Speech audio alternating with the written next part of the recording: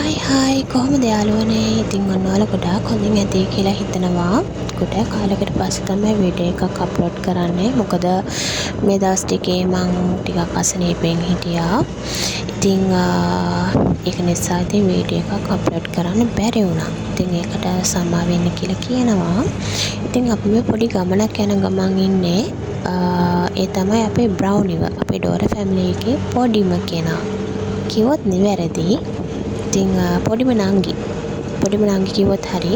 ඉතින් එයාව හොස්පිටල් එකට අරන් යන ගමන් තමයි මේ ඉන්නේ. මොකද එයා ටිකක් අසනීපෙන් ඉන්නේ. මොකද එයාට තියෙන අසනීප ගැන කිව්වොත් එයාට හුස්ම ගැනීමේ අපහසුතාවයක් තිබ්බා. ඉතින් වැඩි කාලයක් යවන්න නැතුව ඉක්මනටම හොස්පිටල් එකට අරන් යන්න තමයි අම්මයි තීරණය කරේ. ඉතින් මේ වාහනේ තමයි අරන් යන්නේ. ඉතින් ඔයාලට පේනවා එතන මෙයා වාහන දිහා බල ඉතින් යනවා එයාගේ ගමන. ඉතින් ඇත්තටම කිව්වොත් මෙයා වාහන වල ගිහිලා නැහැ මීට කලින් සහ වාහන දැකලා නැහැ. ඉතින් ඒක නිසා වාහන වලට ටිකක් බයයි. ඉතින් අම්මත් එක්ක තමයි මම හොස්පිටල් අරන් ගියේ. ඉතින් ඔන්න අපි හොස්පිටල් එකට ආවා. මේ තියෙන එයාගේ බලු පොත කිව්වොත් හරි. ඉතින් ડોක්ටර් පෙට් හොස්පිටල් එකට තමයි අපි එක්කන් ආවේ මෙයාව. ඉතින් ඩෝරා ෆැමිලි එකේ හැම කෙනෙක්ම මෙතන තමයි ඉතින් අපි එක්කන් එන්නේ. ඉතින් ඔන්න අපි හොස්පිටල් එක ඇතුළට ගියා. ඉතින් බ්‍රවුනි වගේම තව අසනීප වෙච්ච ගොඩාක් බව්ව පැටව්, පූස් පැටව් එතනට අරන් ඇවිල්ලා තිබ්බා. ඉතින්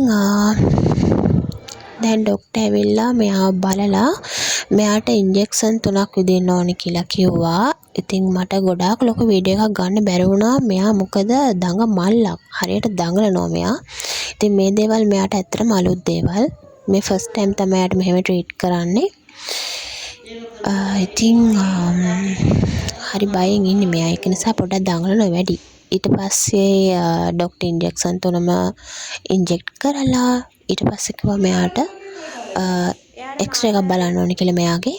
ඉතින් එක්ස්රේ එක බලන ගමන් තමයි මේ ඉන්නේ. ඉතින් ඊට පස්සේ අපිට කිව්වා මෙයාගේ බර බලන්න ඕනේ කියලා. ඉතින් ඔන්න ඔය ඔක්කොම කරගත්තා. මට ඉතින් ඒ වෙලේ වීඩියෝස් ගන්න බැරි වුණා. මොකද අම්මට පොඩ්ඩක් මෙයාව තනියම කන්ට්‍රෝල් කරන්න අමාරු නිසා. ඉතින් ඔන්න මෙයාගේ ට්‍රීට්මන්ට් ඔක්කොම ඉවරයි. මෙයාට බොන්න බෙහෙත් දුන්නා.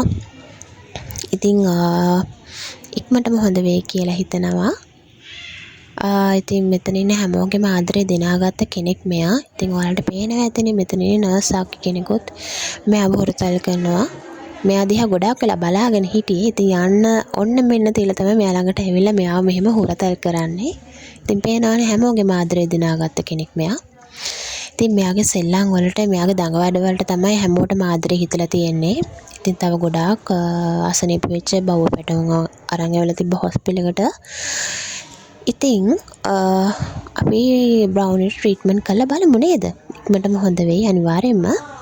ඉතින් ඉක්මනටම තව වීඩියෝ එකක් අරන් එනවා අපේ අනිත් බබාලා දෙන්න ගැන. ඉතින් මම දැනට ගිහිල්ලා එන්න. ඊළඟ වීඩියෝ එකේදී අනිවාර්යෙන්ම හම්බ වෙමු. අපිත් එක්ක දිගටම එකතුලා ඉන්න.